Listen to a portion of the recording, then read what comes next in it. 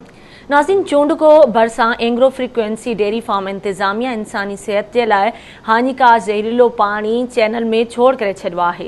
गंदो ऐं ज़हरीलो पानी चैनल में वहण करे इंसाननि में बीमारियों ऐं चौपायो माल मरण लॻो आहे। इन हवाले सां नारे मां पेश आहे पीराणे साहिल बमरे जी रिपोर्ट। माहौल की आलूदगी के घटाइण लाइ जिते वॾी सतह ते कम करण लाइ इदारा कोशान हुजनि, पर वरी उते माहौल के ख़राब करण लाइ पंहिंजा ख़र्च बचाए मुफ़ाद पाण ख़ातिर जानदार शयुनि जी सिहत लाइ हानिकार पानी ज़मीन ऐं वाटरनि में छोड़ कयो वञे त उते माहौल जी बहितरीन थियण वारी ॻाल्हि सिर्फ़ सवाल बणिजी वञे। ताज़ो इंकशाफ साम्हूं आयो आहे त एंग्रो फ्रीक्वेंसी डेयरी फार्म इंतजामिया तरह जे ज़मींदार सां साज़बाज़ थी फार्म जो गंदो पानी उन चैनल में छोड़ कयो आहे, जंहिं चैनल मां ॻोठाणा तोड़े जानवर पानी पीअंदा हुआ। आवाज़ न्यूज़ सां वीचार वञींदे चयो आहे त किरियूं असांजूं मरी वियूं आहिनि, घटि में घटि धणनि जा धण तबाह थी विया आहिनि, वलरनि जा वलर बसि मरी विया आहिनि।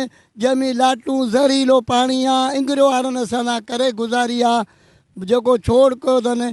जे गऊं आहिनि त बि गऊं मरी वियूं आहिनि। पाणीअ में केमिकल आहे, ज़हर आहे, या महिरबानी करे असां तव्हां मदद कयो का जेका बि तव्हां खां पुॼी सघे। 5 साल आहे पाणी हलणु शुरू थियो आहे, असां रड़ियूं करे करे थका आहियूं। असां सां ज़ुल्म न ॾाढो आहे, असां ॾाढो चङनि खे बि चयो आहे, मठनि खे चयो आहे, असांखे अॻु में पाणी सुठो मिलंदो हुयो। हींअर असांजो एतिरो बदबू ऐं ख़राबु थी वियो आहे पाणी जो, असां भरिसां ई नथा वेही सघूं। महिरबानी करे इहो पाणी बंदि कयो वञे। हा त इहा जेका नाजाइज़ी हले थी पई सा इन खे बंदि कयो वञे। हरूभरू ग़रीबनि जा माल नुक़सान थिए। असां पाणी पी नथा सघूं, माल पी नथो सघे, जेको पीए थो सो मरे थो।